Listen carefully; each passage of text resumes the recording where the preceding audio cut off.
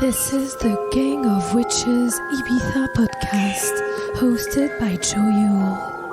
Each new moon, we'll explore with our guests how to think globally and act locally with ecofeminism. Awaken all your senses. The spirit of the witches comes through your ears. The Sabbath is that way. Gang of Witches.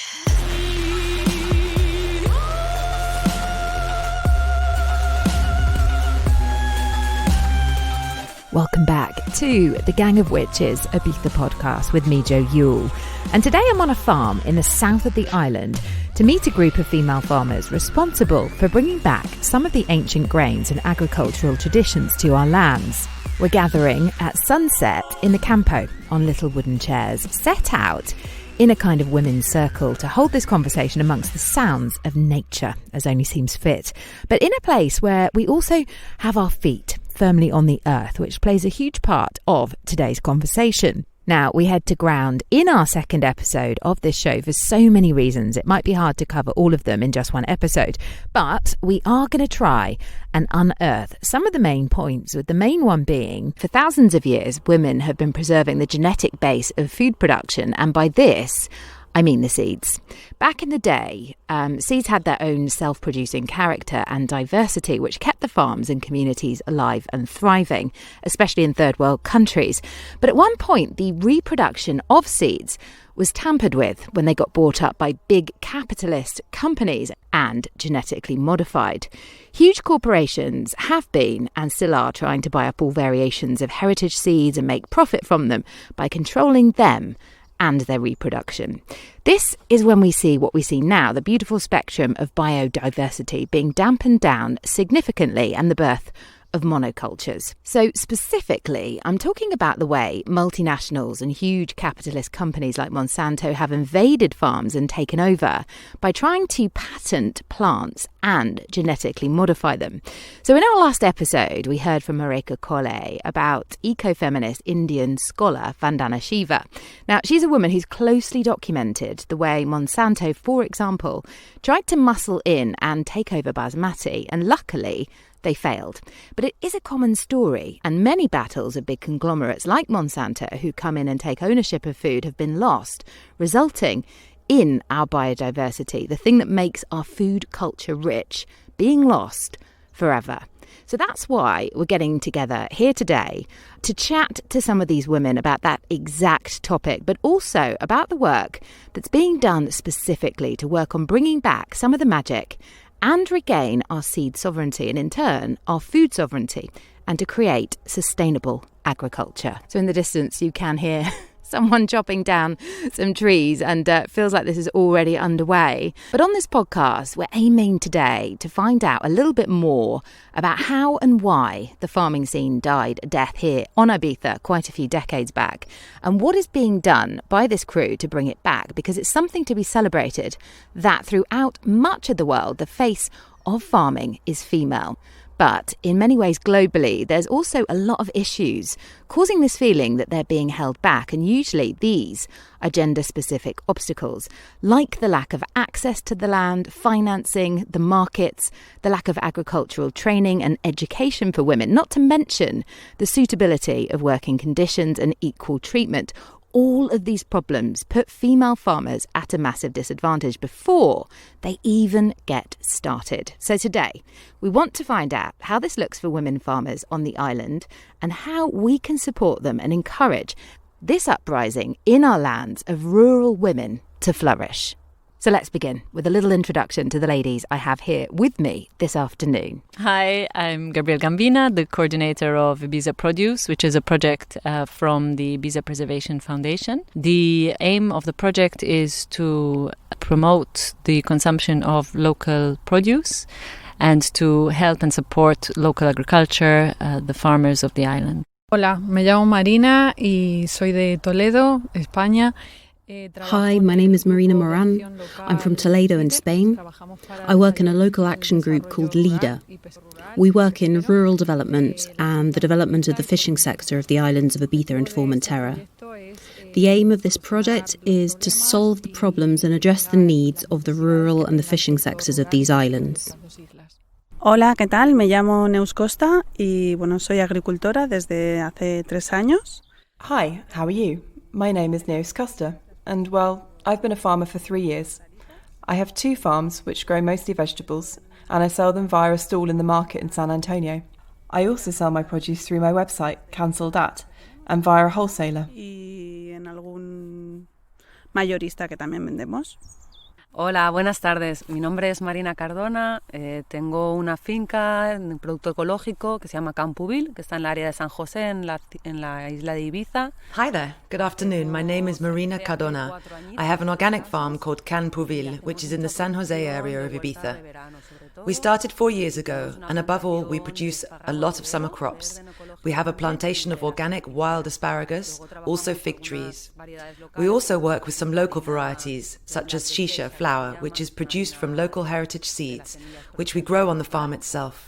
Our produce mainly supplies Sacaleta, our family restaurant, and I am also part of a cooperative called Ecofeminism, which sells organic produce. Thank you so much, ladies, for coming together today, especially for this conversation. And I want to begin with you, Marina Mora, as part of the EU Leader programme. Can you start by telling us what problems, if any, do you feel that women specifically come up against in the agricultural sector in Ibiza? Bueno, la mujer rural durante todos los años anteriores, antiguamente la mujer rural desempeñaba la labor en el campo. Well, in the past, rural women worked in the fields just like the men, but the men always achieved all of the recognition. The women's work was silenced and not talked about. So now I think that all of the work has to be recognised, and all of those achievements should be valued. The activities generated by the government should be aimed at studying the possibilities that women have today to combine their daily lives with farming, and to begin to recognise the skills that we demonstrate working in farming from ancient times to the present day. Las habilidades que ella demostraba trabajando en el campo desde la antigüedad hasta ahora. A mí me parece importante resaltar que, como muy bien ha dicho Marina Mora, I think it's important to emphasize, as Marina Mora has put very, very well, that today women are not only farmers, but also entrepreneurs, whether on a small or large scale. Well, actually, I'm going to say that we all work on a large scale because we believe in what we are doing, and we are the owners of the land and the owners of our own companies. Bueno, yo, como bien han dicho mis 2 compañeras, las 2 Marinas, Moran y Cardona. Well, I, as my 2 companions, the 2 Marinas say, Moran and Cardona, I very much agree with everything they have said, and I think everyone sees it to be true. But yes, I work in the fields and run my company, so as Marina has said, I'm in charge as my situation. Right now, I live from agriculture and I don't work in anything else. Yes, there are days when it's complicated, and aside from that, at home I'm also a mother. In other words, I have additional roles, and perhaps today these roles for women are changing and adapting, but until now, the role of the mother has always been mainly focused on the children. Sometimes it's hard, even though there are more and more women in farming every day. I have been in agriculture for 3 years, and I am in several farmers' associations, and I can assure you that there are situations where I am the only woman, or there are 1 or 2 other women. So I think that it's very important that we talk about it, and that women can see that, if they're enthusiastic to enter into farming, it is no longer a man's world, even though it might seem like it has been one until now. Solo es un mundo de hombres, aunque haya sido así pues durante mucho tiempo. So Marina, how did you get involved in farming the land here, or what brought you to carry out this work on the island? Bueno, pues yo pienso que esta isla de Ibiza es una isla de oportunidades, y si alguien realmente quiere comprometerse. Well, I think that the island of Ibiza is an island of opportunity. And if someone really wants to commit to a land-based project here, the island supports you and gives you the opportunity to engage in those projects. I came to Ibiza after finishing environmental science, and then I did a module on organic farming in a cooperative here on the island, the Agricultural Cooperative of San Antonio. That's what connected me with this whole agricultural sector here on the island. And then I worked for a while on an organic farm, which also brought me closer to the rural sector. Pues es una muy bonita pregunta, la verdad, porque siendo de Ibiza y siempre destinado tanto al turismo... Well, it's a really lovely question, actually, because as someone coming from Ibiza, a place so destined towards tourism, I feel that need to see what the roots of the island really are. As an Ibizan, I have always felt very tied both to the sea and the land. I do not come from an agricultural family, but from a fishing family. And I found myself in the situation that my family had a piece of abandoned land, and I felt the need to make a personal commitment to myself, mainly, and to this island, to this land. So, after thinking about it a lot, I decided to go into farming as a way of recuperating that land and those Ibizan customs which are very much linked to the affection, perhaps, that I have for my ancestors. I am an occupational therapist by profession, and I've worked for many years with older people. Currently, I'm combining my work in agriculture with occupational therapy in an Alzheimer's centre for the elderly. The recognition of the history of our ancestors is something that has always motivated me a lot. Although really, the initial step of deciding to do this was to have the piece of land and this commitment to my grandparents, my ancestors, so to speak. I had the economic opportunity too, and I decided to turn my life in this direction. I didn't actually want to be a farmer. I wanted to set up an agricultural farm, but intended for families to make a connection with the roots of this island. In this way, I entered into this wonderful world, and the truth is that now my life, without realizing it, has orientated itself towards this way of living. In addition, our son Eri was born during this project. He's 3 years old. The project has been going for 4 years, and really my son and my farm are the motor to my life. Destinada a que las familias pudiesen conocer las raíces de esta isla. Conocí este maravilloso mundo de la agricultura y la verdad es que ahora, o sea, mi vida sin saberlo está orientada a esta forma de vivir. Además, en este proyecto nació nuestro hijo, que se llama Eric, que tiene 3 años, el proyecto tiene 4 años, o sea que nació en pleno proyecto y para mí es el motor de mi vida actualmente. Bueno, yo decidí hacerme agricultora cuando... Well, my parents have been farmers all their lives. I've always lived in the world of agriculture because it's what my parents have always done. My grandparents had also worked in agriculture in a slightly different way. Well, like many young people on the island, after school I studied and then worked in the bank for 11 years. I was a director, and when I had my second child, it just happened to coincide with my father's retirement, and it was time to decide, do I go back to my job at the bank, or do I continue with my family business? If I didn't continue it, they would probably have to stop farming and stop selling, since we all know that the countryside is a lot of work, and a person who is already old can't manage it. It was at that point, 3 years ago, that I decided to dedicate myself exclusively to farming. I quit my job at the bank and I started this new adventure at my father's side, and he's still with me today, helping me with everything that I do. I'm very glad for this because despite having grown up in the family home, I never really involved myself in the family farm, apart from simple help now and then. I had very little knowledge of sowing and harvesting periods, the correct quantities, although I had been quite involved in the commercial side of things, selling produce in the market.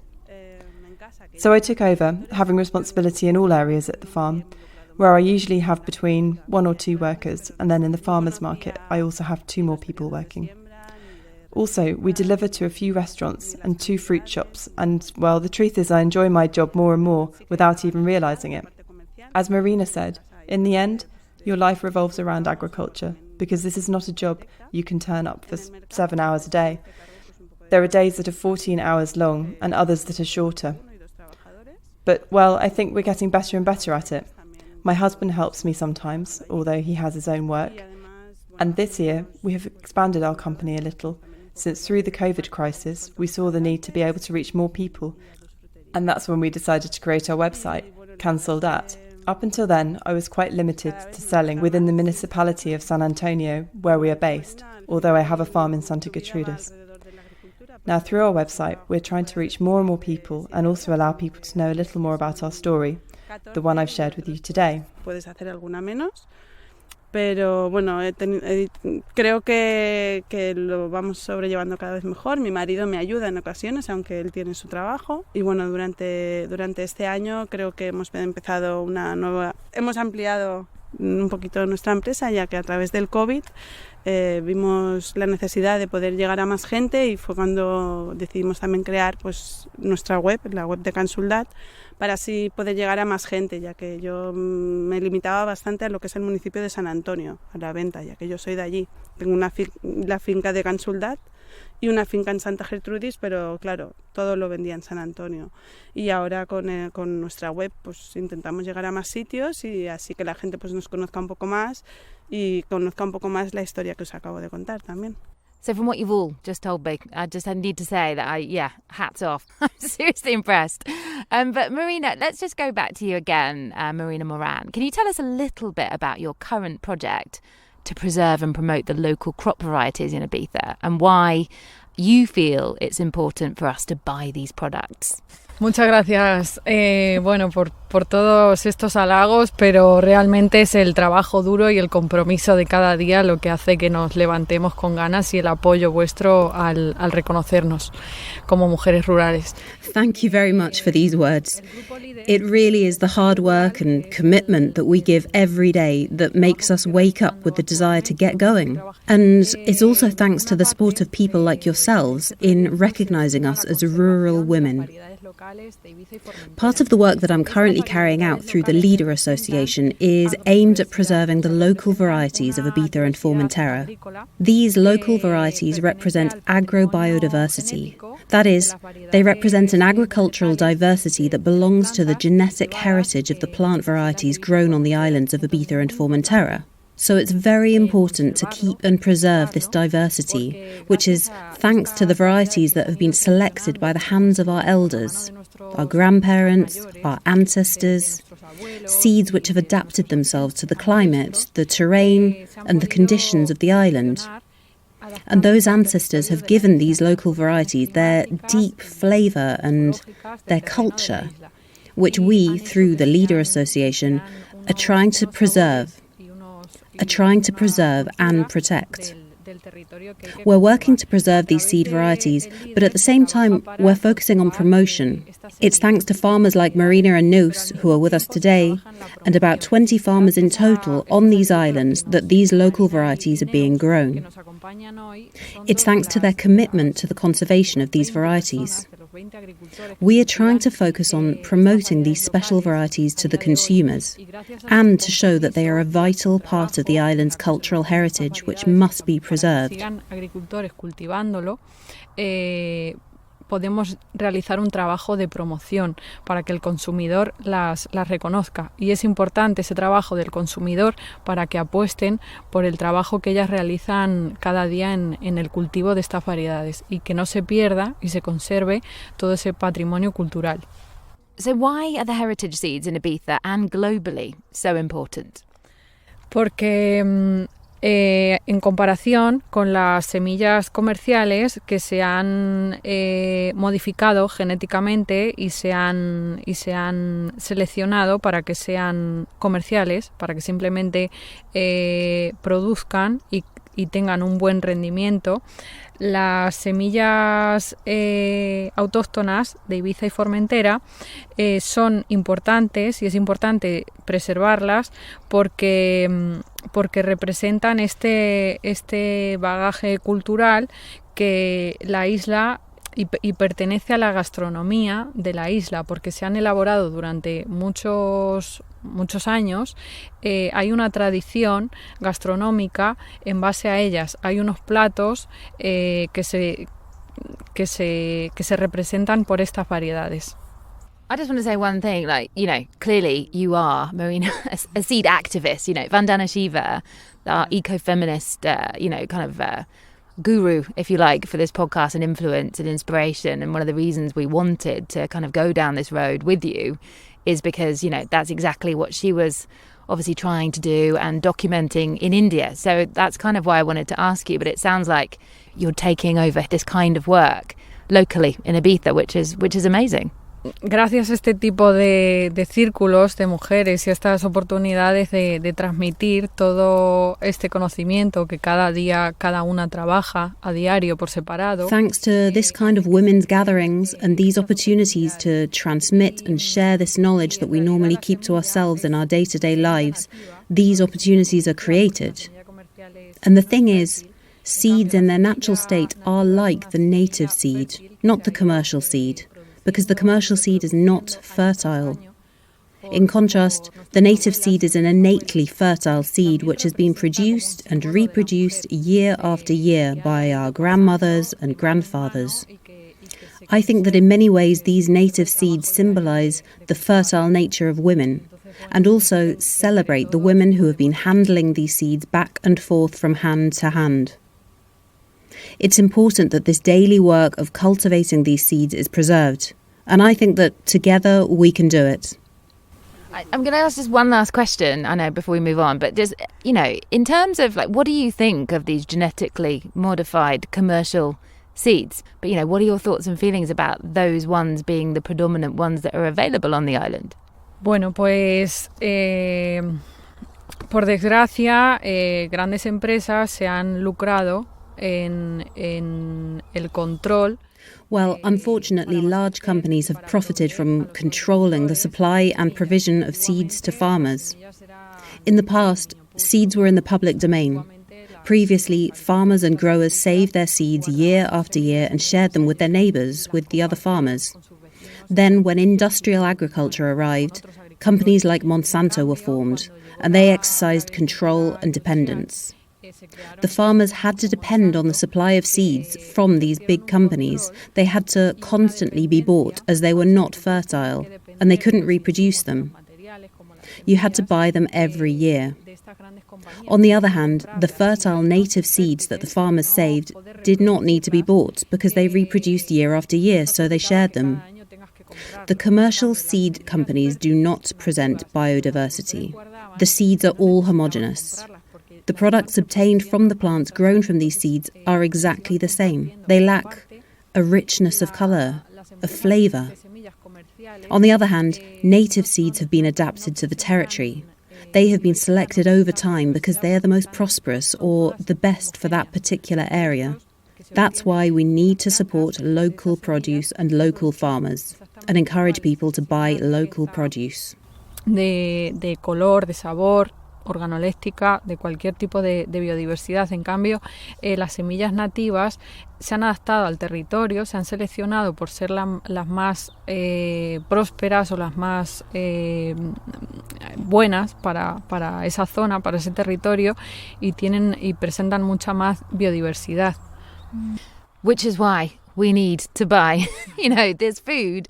And that's the whole kind of point of this podcast, is that we kind of want to try and encourage people in Ibiza to buy this local food and from the farms. And that's why I'm really grateful that we are having this conversation today, thanks to Gabrielle. So thank you to you two very much for that. But we're going to move on now back to Marina Cardona from Finca Can Puvil. So Marina, obviously, we've talked about the fact that you've kind of ventured into the farming world relatively recently, but your family has long been involved, as you said before, with the food at Sacaletta. So how easy was it to set up a farm in Ibiza?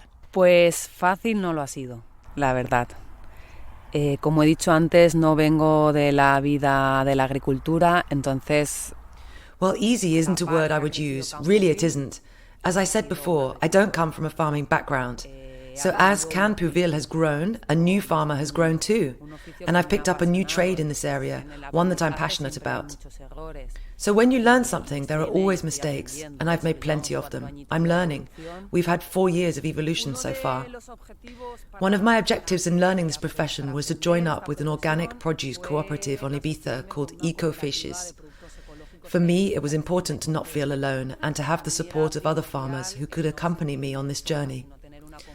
Then I came across the wonderful cooperative Ecofeminism, and there we have an agricultural engineer who we pay for between us, and he advises us on the farm. So, truly having an agricultural engineer at my side to help me with planning, to help deal with infestations, to be able to learn alongside him and the other people at Ecofeminism has guided me along the route that I've taken. de la mano que me ayudase a hacer las planificaciones, a las plagas, a crecer con él, ha sido un poco él junto a los compañeros de Ecofeminism, han sido un poco los que me han guiado un poco los pasos que dar. Wow. Once again, sounds like a lot of hard work has gone into that project. So, yeah, amazing. I kind of want to go back to this seeds sort of activism topic of conversation, though, because obviously you were saying before about the shisha, the ancient grain that you're bringing back to Ibiza, which sounds like amazing work as well that you're also doing because of the reasons, obviously, Marina Mora was telling us all about. So, I mean, how, what's it being used for and how important is it to, to bring back this grain for you personally? Bueno, Campuville es una finca desde los inicios proyectada como una finca ecológica, una finca que fuese lo más sostenible posible. Well, Campuville is a farm estate. From the beginning, we set out to be a sustainable and organic farm where, as I explained before, the initial impulse was to recover and celebrate the land of our ancestors. What better way to do that than through local seed varieties? As our colleague Marina Mora has stated very well, growing commercial seeds means that you cannot sow the seeds again, which would come in the way of Campuville's objective of sustainability. So, cultivating the shaisha, ancient Ibizan wheat grain, has been a wonderful opportunity given to us by the local government, the Conseil Insular, which provided us with the seed a year ago. The government conducted a big study into the local grain variety shaisha and gave it to several Ibizan farms, one of them being Campuville, of which we are extremely proud. For 1 year, the wheat grain was sown simply to reproduce the seed. It was not made into flour, it didn't die, it wasn't sold, it was not marketed. The aim was simply for the seed to reproduce itself. The following year, 2 years after we originally planted it, we did commercialise part of it, but always with a commitment that the amount of seeds would keep increasing. So this year I sold a third of the produce, and the rest I kept as seed for developing this new shaisha crop. So why choose to grow the shaisha seed? Because as we mentioned before, it is an ancient seed that was grown by our ancestors, one that we are able to recover. It is unmodified and has high nutritional values. It's also lower in gluten. I'm not a nutritionalist, but I've heard many of them speak of the wonders of shaisha. For me, the truth is that it's just a project that I'm driven by. I'll start earning money from it at some later stage. For now, it's a passion. For now, it's the joy of watering the seed. I have a stone grinder and I grind it. Then I sell it. ¿Por qué esa semilla? Porque, como dice ella, es una semilla ancestral que viene de nuestros antepasados, es una semilla que podemos recuperar, es una semilla que no está modificada, que a nivel nutricional tiene muchísimos más valores, porque, por ejemplo, todo lo que es el gluten está un poquito más reducido, y yo no soy nutricionista, pero he oído a muchos nutricionistas contar maravillas del Black Shaisha. Y para mí la verdad es que pues igual, yo es que en esta aventura me muevo un poco por pasión de momento, ya empezaré a ganar dinero en otro momento, pero ahora me muevo por pasiones, entonces para mí es muy bonito, ¿no? Tener esa semilla, que yo que la guardo, que tengo un molinito de piedra, la muelo, la vendo, bueno, pues ese proceso. Well, yeah, once again, that sounds like really quite admirable work that you're doing there to bring that back, and obviously not to be making any money out of it. I don't know how you're supporting yourself, but obviously you're, working other jobs as well, which again is incredible. So, I mean, I just want to ask you, last question for you. I've just watched, as I'm sure a lot of people that will listen to this podcast have done, the new Netflix film, Kiss the Ground.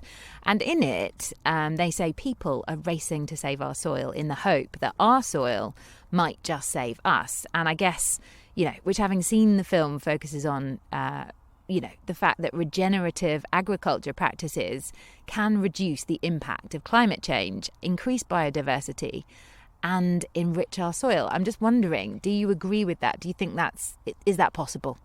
Bueno, pues no me voy a hacer una científica porque no lo soy, pero sí que voy a hablar de nuestra pequeña isla. Well, I'm not going to pretend to be a scientist, but what I can do is talk about our little island. In Ibiza, we have a big problem with water. We are on an island surrounded by the sea where the water reserves have been exploited for many years for the gardens of huge houses. So for me, having an organic farm and keeping the fields active is also a way of restoring the island's water reserves. So in terms of maintaining an active farm, as well as the filtering of water back to our wells, there is also the work of forest maintenance to prevent fires, which is another great problem that we have here on the island. The fact that I have a farm surrounded by forest poses a very high fire risk. So the fact that we farmers keep the forest controlled seems to me to be paramount for the maintenance of our island from a sustainability point of view.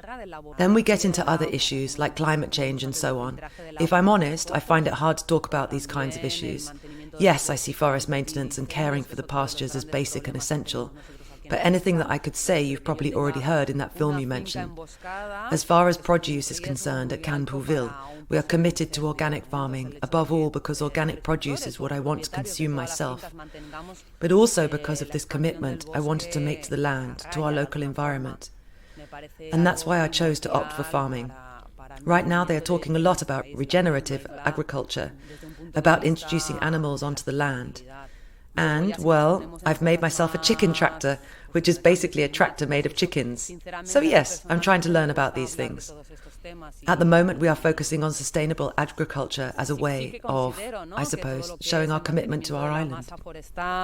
De los pastos verdes, de enfocar la agricultura en una agricultura regenerativa. Me parece básico, pero vamos, todo lo que yo puedo decir ya lo habéis visto en esta película de la que nombráis. Referente al producto, en Gang Of Witches apostamos por una agricultura ecológica, sobre todo porque era producto que yo iba a consumir, y también por ese compromiso con la tierra y con el medio, nuestro medio, nuestro entorno. Y por eso fue una apuesta de la agricultura. Es cierto, como he dicho antes, yo estoy aprendiendo esto. Ahora se está hablando mucho de la agricultura regenerativa, de poner animales, de todo lo que es, pues eso, del laboreo, del manejo de la finca con animales, entre otras cosas. Y yo ya me he hecho mi chicken track, que es como un tractor con gallinas, para ir intentándolo incluir, pero eso es todo un aprendizaje. De momento nos centramos en una agricultura sostenible, por lo que muy bien decís de eso, un poco del compromiso con nuestra isla. Marina, thank you very much for all of that. And hopefully that film will definitely encourage people to be a little bit more, grow your own and obviously get involved in the kinds of things that we can do to enrich the soil. Once upon a time in Ibiza with Joanna Ruby.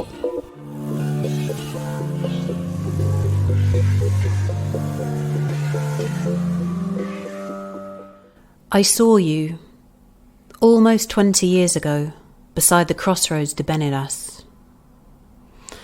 There was a movement in the field which somehow caught my eye, and when I saw your dark shape, my heart stopped. I don't know why. You were moving in a different rhythm. Some would say you were not moving at all. Moving in accordance to other instincts, another different frame of time and space. A rhythm that I think perhaps the fig tree knows, and that dry-stoned wall beside it. Amazing that I was driving briefly by, and yet this memory of you stretches outwards like a full-length feature film that I rewatched so many times. Your face was beneath the brim of your straw hat, but I remember your hands.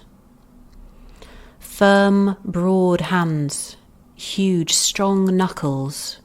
I would say they were like men's hands, but that's not what I mean. The hands of one who holds the fields in her grip.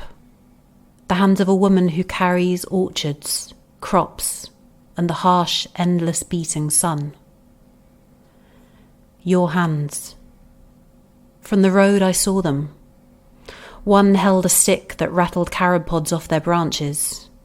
The other hung at your side, overcoming me with strength and softness. You were dressed in heavy black cotton, and that's why, I suppose, you often slipped unseen in your fields, like a shadow. Moving through the 7 slow years of widowhood, walking through, waiting through, and shaking your carob pods off the tree. And shaking your carob pods off the tree. Years later, something hurts when I try to form the right words that convey the legacy you left.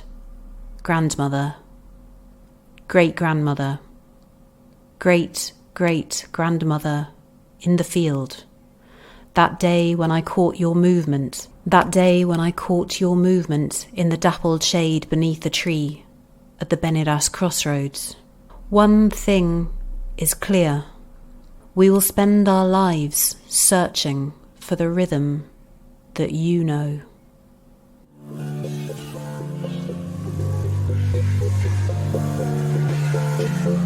Neus, we're going to move on to you now. Last, but by no means the least. Thank you so much for waiting.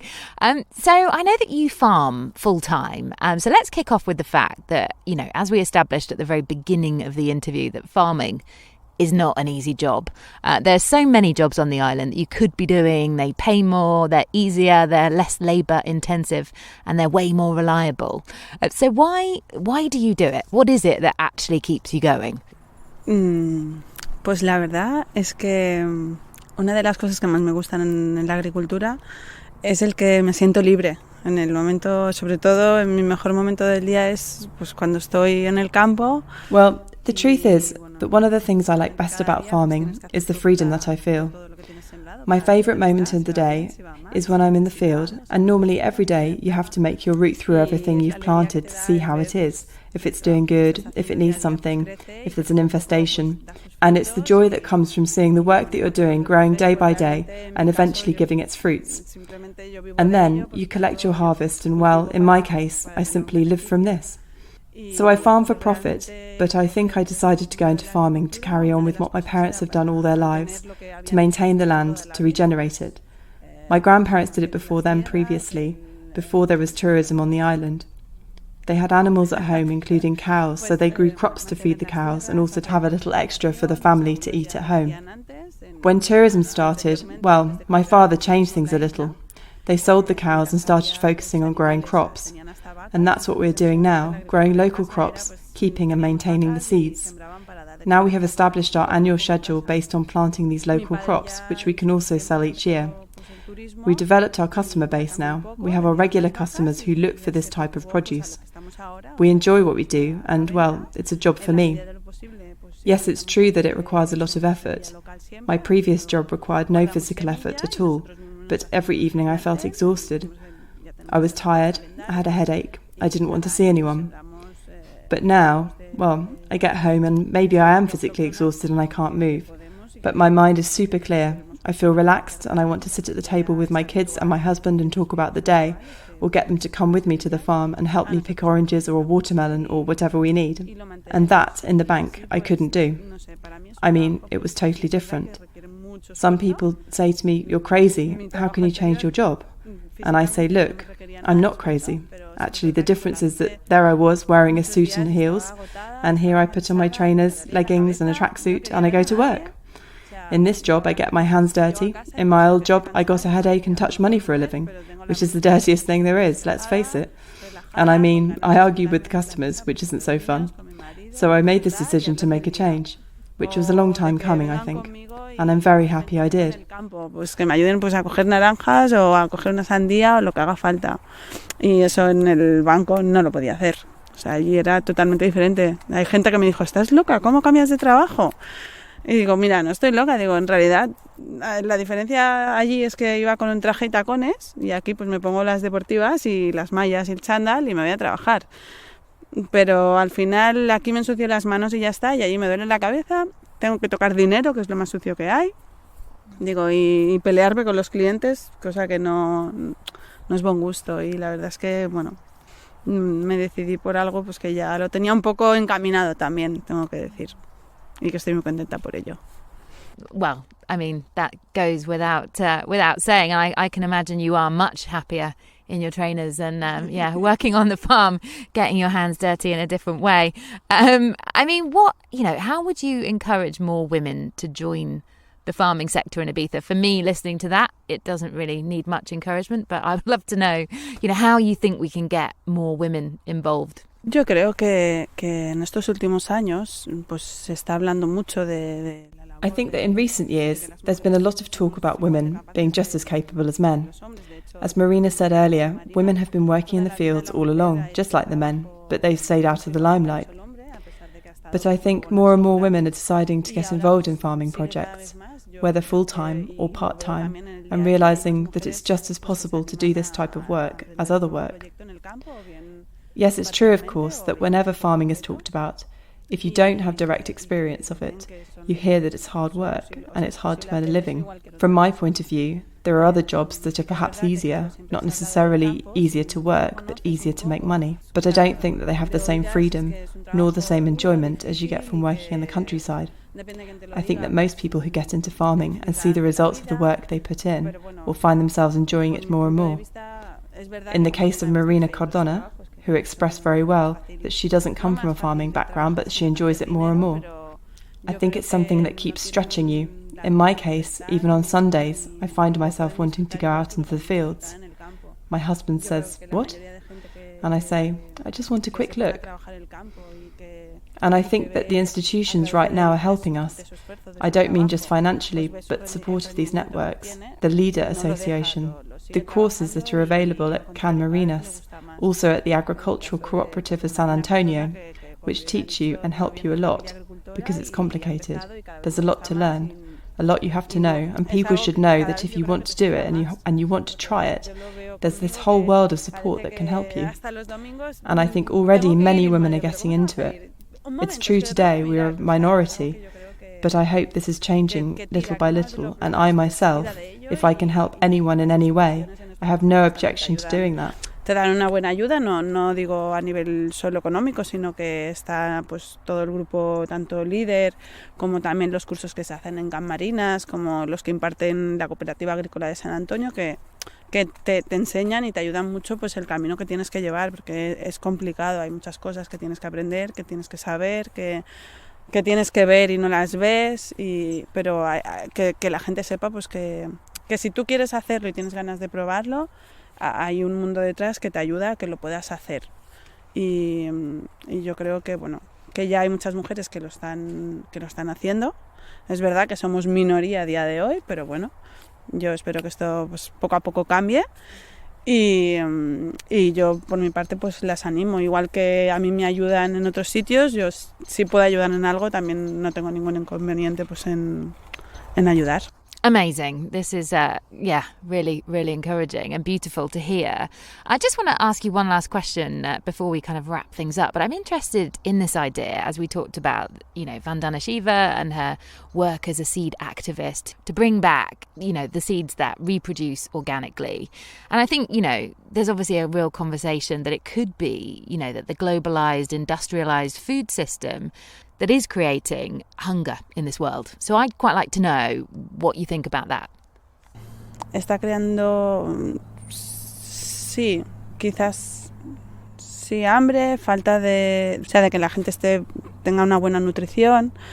Yes, I mean, in the end, I suppose we're talking about the system. Here we are on a small island, and I guess most of us are small farmers. We sell almost directly to our end customer.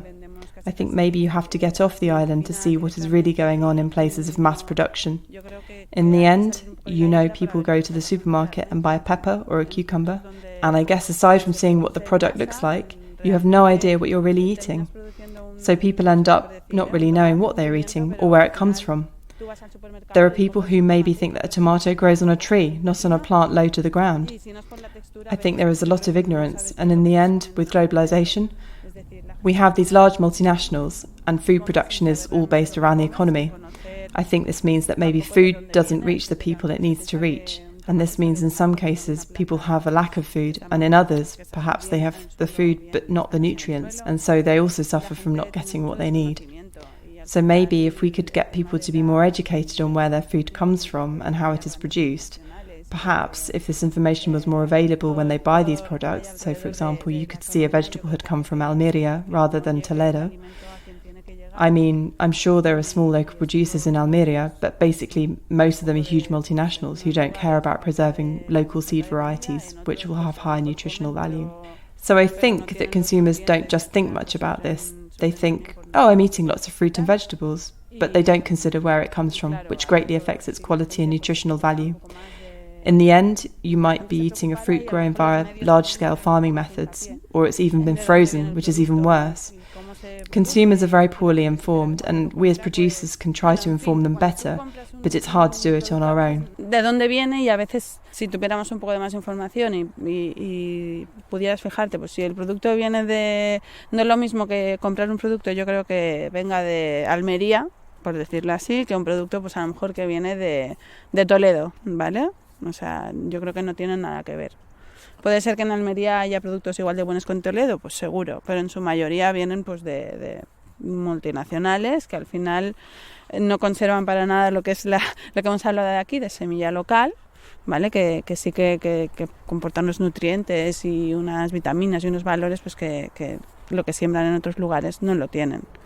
Y esto la gente, pues yo creo que no piensa mucho en ello. La gente dice, sí, yo como verdura, como fruta, como de todo, pero ¿dónde la compras? Porque tiene mucho que ver. Si al final tú comes una verdura y una fruta comprada en una gran superficie que no sabes de dónde viene, o congelada, que además congelada aún peor, la gente tiene mucha desinformación, yo creo, y bueno, nosotros podemos ayudar un poco, pero solos es difícil. I just want to finish with one final question, because the reason we are all here today is because of Gabrielle Gambina, who's an absolute legend, and for organising this. So I'm really grateful that you've managed to get this together for us. But, you know, some of the research that you produced as part of Ibiza Produce shows people on the island, there's only 2% of people that live here are eating the food that you guys are making. And I just want to, after all that hard work that you've just been telling me about, which is, you know, incredible, how does that make you feel when you hear that, you know, most of the food being eaten here is still imported? Por mi parte, pues sí que es verdad que, ¿no? Sientes un poco de rabia. Well, for me personally, yes. I feel angered to know that such a high percentage of our food comes from mainland Spain. It's true that on Ibiza there are a lot of people, and unfortunately it's impossible to provide for the entire market in the summer. On the other hand, in my experience of growing up at home with my parents, I can say that most people do not care about eating non-local produce compared with local produce. In the end, I think the consumer has to be aware of this subject, but also the entrepreneurs and providers of the island, the chef who prepares the produce, these people who pass it over to the consumers. In general, local produce needs to be more highly valued, because in the end, a lot of local producers suffer losses. And it's not because people on Ibiza don't consume this produce. It's because, well, as I said, they're not so bothered about buying local rather than non-local. And if the seller can make more money selling produce from mainland Spain, well, they don't care about buying off the island rather than buying here. So I think we have to keep working at it. And I think we have to continue as we have been doing this year, which is really putting emphasis on local produce from here, from this island, not just because it is nearer, but because it also is better quality, and because it involves the work of local people. It creates local jobs, it maintains the local countryside, and I think we just have to keep working at it. Le daba igual comprar fuera que comprar aquí, entonces yo creo que hay que seguir trabajando pues lo que se lleva haciendo muy bien durante todo este año, que es consumo de producto local y de proximidad y de aquí de Ibiza, y que no solo por proximidad, sino porque está más bueno, porque lo trabaja la gente de aquí de la isla, damos trabajo a la gente de aquí, mantenemos las tierras, mantenemos el terreno, y bueno, creo que hay que seguir trabajando en ello. Can we ask you as well, Marina Cardona, if can we come back to you? What are your thoughts? Sí, por supuesto. Mira, yo con esto me siento tan defraudada como optimista a la vez. Yes, of course. Look, on this subject, I feel both let down and optimistic at the same time. Let down because, well, Ibiza is a global tourist destination. You can travel to any part of the world. You talk about Ibiza and the people know where you are talking about. And why do so many people come to the island? Well, above all, it's from tourism, and especially the beaches. When you open any tourist brochure on the island, you'll find beautiful beaches, cool nightclubs, and lovely fields filled with sheep. So, those lovely fields filled with sheep are thanks to us, the farmers.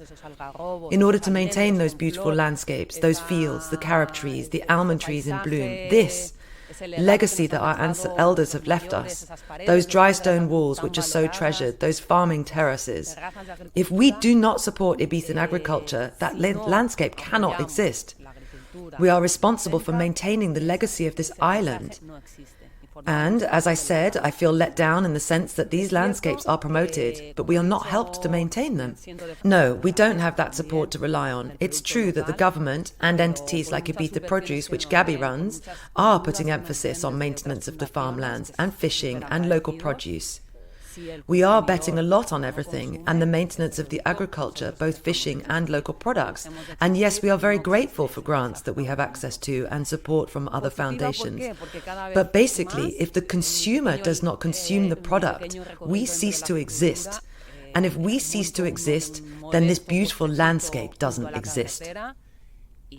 So why do I feel positive? Because more and more in my little journey into farming, I see signs. I set up a modest little stall by the side of the road and the people keep coming back. And my prices? Well, this is organic produce. It is logically more expensive than produce grown on a large commercial scale. But the people still come back. They must come back for something more than just my smile. Perhaps because this product actually tastes like a real tomato. Like I said before, I also supply a restaurant, and every year they come back to buy from me. It's a struggle. It's a struggle because you have to be competitive with your prices, but I think these products are valued more and more every day. So from over here, I'm asking you, consumers, and I think this interview will be listened to off the island, right? To all of you who visit this beautiful island, above all, enjoy it very much. Take care of it. And well, I speak for my fellow farmer here when I say that both my farm, Can Puvil, and Can Solda, open our doors to you so that you can consume this local produce and do your bit for the conservation of this beautiful island. Pongáis ese granito de arena a esta bonita isla, la conservación de esta isla. Sí, como de política, ¿eh? Es que me da mucha rabia esto, tío. That was like the manifesto of the whole thing. Okay, this is the last moment. Marina Mora, we need to give you the final question. What's your input on that one as well? Bueno, yo voy a acabar con una frase escueta, y es que... Well, I'm going to round up with a concise sentence. Everyone votes 3 times a day at every mealtime. Each time we have breakfast, lunch and dinner. So if every consumer, if every one of us reflects on what they eat, where they buy it, and whether they are investing money in the local economy, and if all of us give our money to local producers, we can really raise the game of our local agriculture. I'm so grateful that you guys are now all freezing to death and we're here in the dark, in the middle of nowhere. And I just want to say a massive heartfelt thank you to all of you for making the time to come and join us here today. And again to Gabrielle for organising. Really appreciate it. And of course, on behalf of the Gang of Witches, this is obviously the reason we're all here as well. I feel like we've formed a new gang today as well. Yes. It was the Ibiza podcast of Gang of Witches, hosted by Jo Youle. See you at the next new moon. Until then, take care of yourselves.